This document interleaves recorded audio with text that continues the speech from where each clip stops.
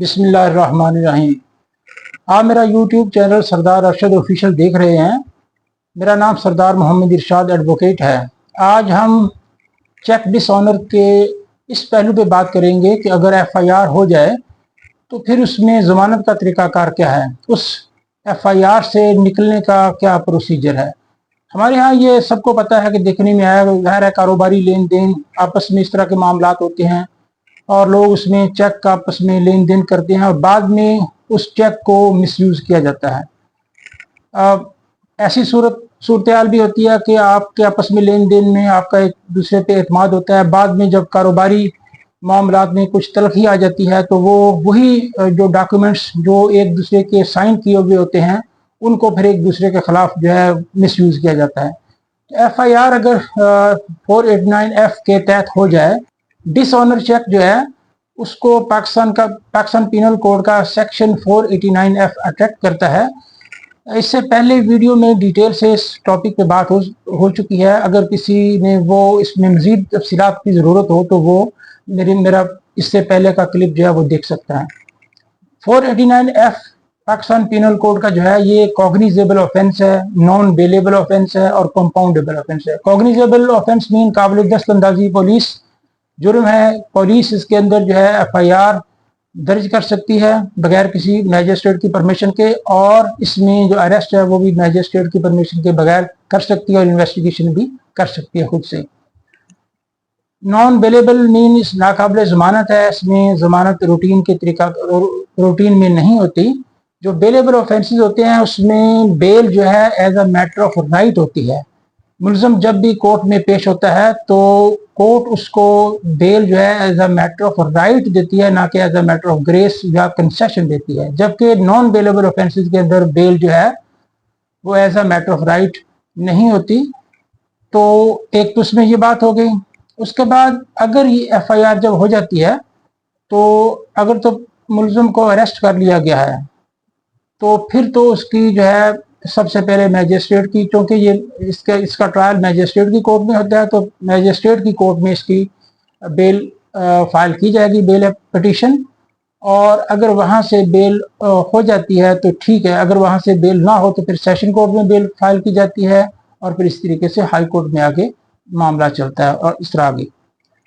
और अगर अरेस्ट नहीं हुई तो ऐसी सूरत के अंदर जो है ये फिर प्री अरेस्ट बेल में जाते हैं और प्री अरेस्ट बेल की जो का अख्तियार जो है वो सेशन कोर्ट को और हाई कोर्ट को है।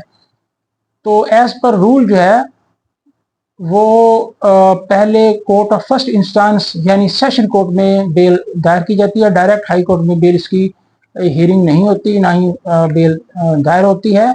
सबसे पहले सेशन कोर्ट में बेल दायर होती है।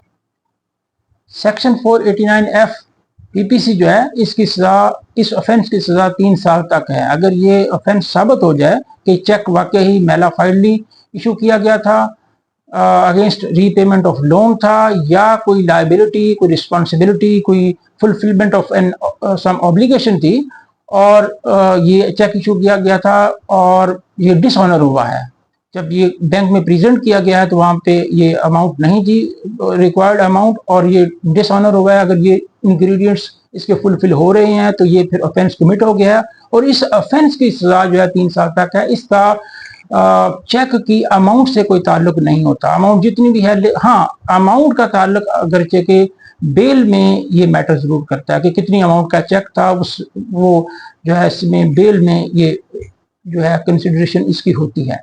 इसमें चूंकि ये इसकी 3 साल तक सजा है और ये सेक्शन 497 CRPC जो बेल को डील करता है उस सेक्शन की प्रोहिबिटरी क्लॉज में ये फॉल नहीं करता। जो प्रोहिबिटरी क्लॉज है वो है ऐसा ऑफेंस जो जिसकी सजा जो है डेथ पेनल्टी हो या उम्र कैद हो, लाइफ इम्प्रिजनमेंट या 10 साल तक सजा हो। तो वो ऐसे जितने भी ऑफेंसेस हैं वो जो है 497 CRPC की प्रोहिबिटरी क्लॉज में फॉल करते हैं और वो वहां पे बेल फिर मुश्किल होती है। ये 497 CRPC की प्रोहिबिटरी क्लॉज में फॉल नहीं करता, लिहाजा इसकी बेल जो है वो हो जाती है। वो उसमें अगर case depending on the circumstances of the case के फैक्ट्स के ऊपर, लेकिन इसकी बेल हो जाती है और इस सिलसिले में सुप्रीम कोर्ट की एक लैंडमार्क जजमेंट है, PLD 2017 SC 733। इस जजमेंट में supreme court, honourable supreme court ने होल्ड किया है, ये वंस फॉर ऑल ये प्रिंसिपल सेटल कर दिया गया है कि ऐसे जितने भी ऑफेंसेस हैं जो कि 497 CRPC की प्रोहिबिटरी क्लॉज में फॉल नहीं करते, जो मैंने अभी बता दिया है कि जिसमें डेथ सेंटेंस हो या लाइफ इम्प्रिजनमेंट हो या 10 साल तक सजा हो, ऐसे ऑफेंसेस वो प्रोहिबिटरी क्लॉज में फॉल करते हैं। बाकी जितने ऑफेंसेस हैं उनमें बेल जो है वो as a matter of right होगा। और इसमें वाज़ेह तौर पे सुप्रीम कोर्ट ने होल्ड किया है कि क्योंकि ऐसे ऑफेंसेस के अंदर जो बेल मैटर ऑफ राइट है, और एक्सेप्शन और रिफ्यूजल इज एन एक्सेप्शन, कि अगर रिफ्यूज की जाएगी बेल तो वो कोर्ट को फिर रीजंस बताना पड़ेंगे कि क्यों बेल रिफ्यूज की जा रही है, वो एक्सेप्शन है।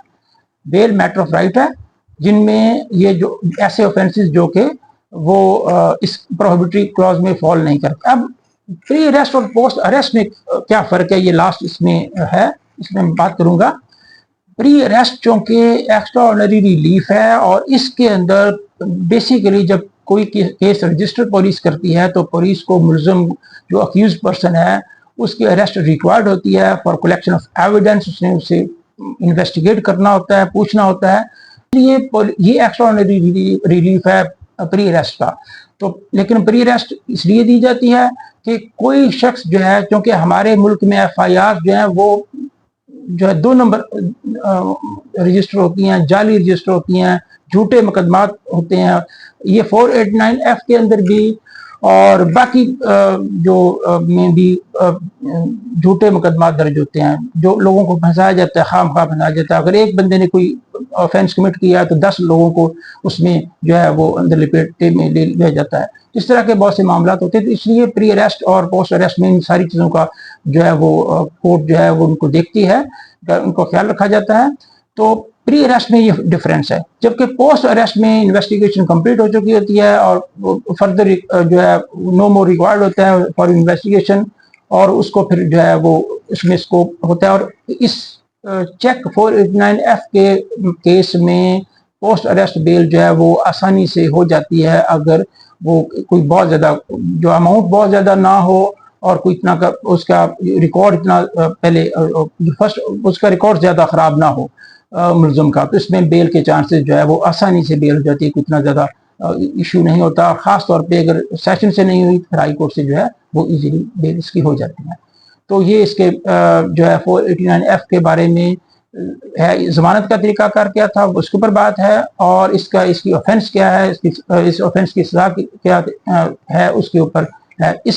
मैं आखिर में रिक्वेस्ट करूंगा कि मेरे चैनल को सब्सक्राइब करें, लाइक और शेयर करें। अगर आपको वीडियो पसंद आई है तो उसको आगे दूसरों तक भी शेयर करें। और अगर कोई क्वेरी है, कोई क्वेश्चन है, कोई बात पूछनी है तो आप कमेंट्स में बॉक्स में जो है आप क्वेश्चन कर सकते हैं। आपके क्वेश्चन को सेटिस्फैक्टरीली आंसर किया जाएगा, और फ्री लीगल एडवाइस के लिए आप कमेंट्स बॉक्स में कमेंट करें, क्वेश्चन करें। Thank you very much.